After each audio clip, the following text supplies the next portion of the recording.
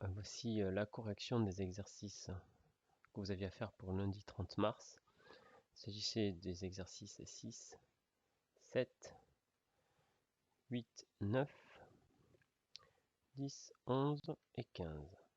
Donc là, dans cette vidéo, je vous corrige rapidement les exercices 7, 8, etc.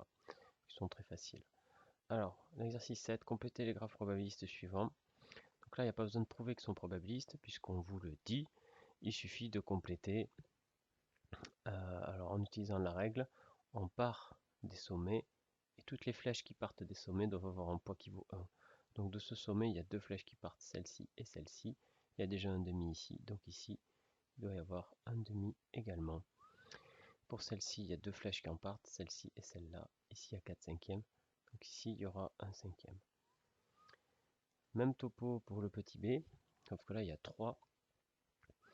Alors qui partent d'ici, il y a 6 septièmes. Il y a lui, et puis il n'y a pas un. Il n'y en a que deux qui partent, il n'y a que lui et que lui. Du coup, ici, j'aurai un septième. Qui partent de lui, pareil, il n'y en a que deux, il n'y a que le 1 neuvième et lui, donc ici, j'aurai 8 neuvièmes. Et qui part de lui, pareil, il n'y en a que deux, il n'y a que 3 quarts, et donc 1 quart. Complétez les matrices de transition suivantes, sachant qu'elles sont associées à des graphes probabilistes. Alors, qu'est-ce qu'on a vu?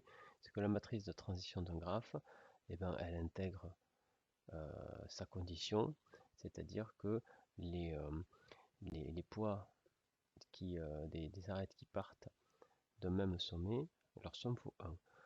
Donc, par exemple, si je pars, bon, si vous voulez, je peux mettre des noms, hein, mais vous n'avez pas besoin de le faire. Si j'appelle A et B les sommets, et bien ici, là, ce sont les poids des arêtes qui partent de A. Il faut donc que la somme des deux, ça fasse 1. Donc ici, je dois avoir 5 sixièmes. Pareil, sur cette ligne, ce sont les poids qui partent de B. Donc j'ai 3 septièmes, je dois rajouter 4 septièmes. Ça change absolument rien si vous êtes à l'ordre 3. Là, on a ABC, ABC. Du coup, si j'ai 1 sixième et 0, ben ici, je dois avoir 5 sixièmes. Peu importe que j'ai des 0, 2 tiers, ici j'ai 1 tiers. 1 quart, ben il me faudra 2 quarts, c'est-à-dire 1 demi. Voilà, super facile. 9. Complétez les graphes probabilistes associés aux matrices de transition données. Donc on vous donne la matrice, il faut compléter le graphe. Alors, normalement, la logique voudrait que là, il y ait A, là, il y ait B. Est-ce que c'est vrai? Est-ce que pour aller de A, c'est simple, si je mets A ici et B là, ça veut dire que la probabilité pour aller de A en B, c'est une chance sur... C'est bien ce qu'il y a écrit, une chance sur 5. Donc c'est bien ici A et B, c'est bien comme ça que c'est fait. C'était pas complètement évident. Donc on voit que pour aller de A en A, il y a 4 cinquièmes. On voit que pour aller de B en B, il y a un demi. Et pour aller de B en A, il y a un demi. Alors, je vous arrête tout de suite. Ceux qui avaient envie de dire... Enfin, on aurait pu faire le même raisonnement que cet exercice. C'est-à-dire en disant, bah là j'ai un cinquième, le seul autre qui part c'est lui, donc il y a un complémentaire 4 cinquièmes. Ce raisonnement est juste, mais c'est pas tout à fait ce qu'on vous demande. Là, le but du jeu, c'est de traduire cette matrice en graphe probabiliste. Voilà. Mais bien sûr que ça marche, ce raisonnement. Alors, pareil, est-ce qu'on a le droit de dire ABC là? Parce qu'il n'y a aucune raison que ce soit le bon ordre. En fait, si, il n'y a que des raisons qui sont que pourquoi s'ennuyer, hein, pourquoi faire simple quand on peut faire compliqué, n'est-ce pas?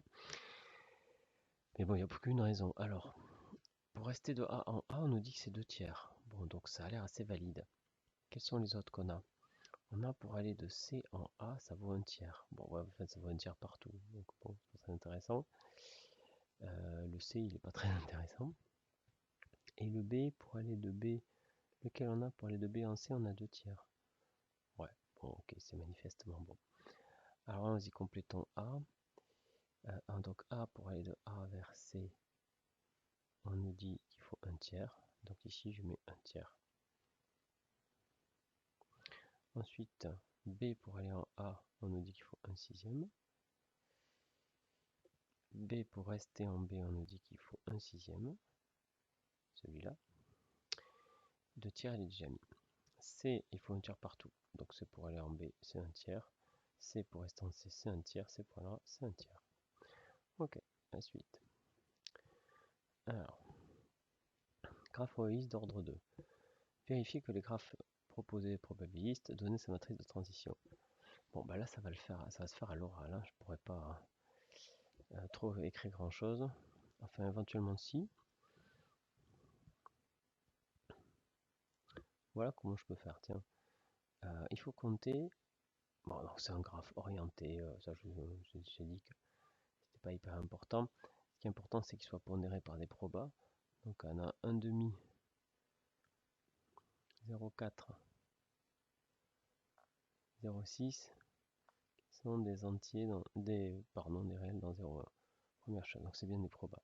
Ensuite, je vais mettre en noir ceux qui partent. Attention, 1 c'est le nom du sommet. Hein. Cette convention stupide. Bon. Qui partent de 1, il y a 1,5 plus 1,5, ce qui fait bien 1. Donc ça c'est pour le sommet 1. Hein. Et pour le sommet 2, alors du coup je vais changer de couleur, ce sera ma façon de faire. Le sommet 2, je vais mettre en rouge. Vous voyez. Alors le sommet 2, lui, il a 0,4 et 0,6. Et pour le sommet 2, 0,4 plus 0,6, ça fait bien 1. Donc c'est bien un graphe probabiliste. Maintenant sa matrice de transition, puisque c'est un graphe 2, 2, il est comme ça. Ici, il y aura le sommet 1.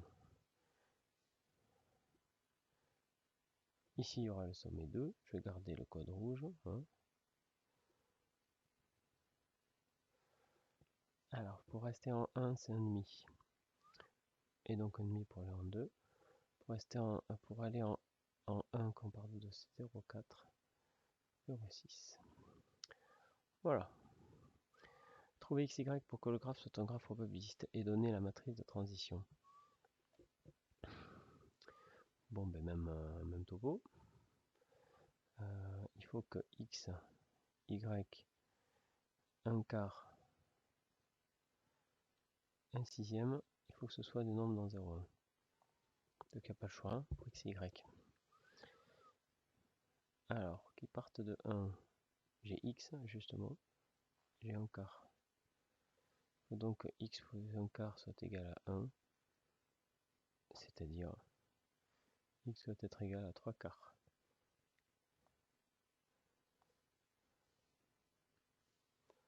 Pour le 2. Ah, attendez, j'ai oublié de repasser le 1. Hein. Pour le 2.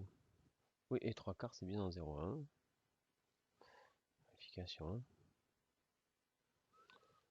Y et 1 sixième.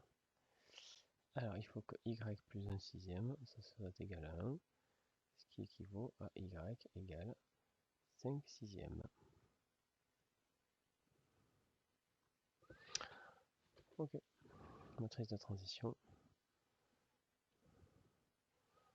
Pareil, sommet 1 et sommet 2 en rouge.